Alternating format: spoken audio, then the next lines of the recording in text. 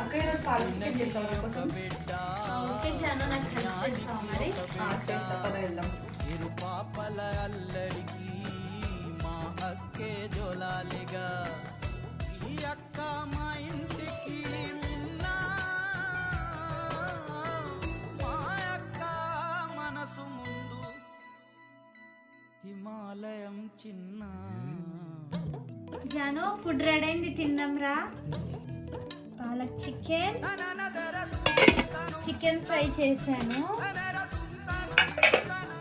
ఈరోజు రైస్ వద్దని చపాతి చేశాను.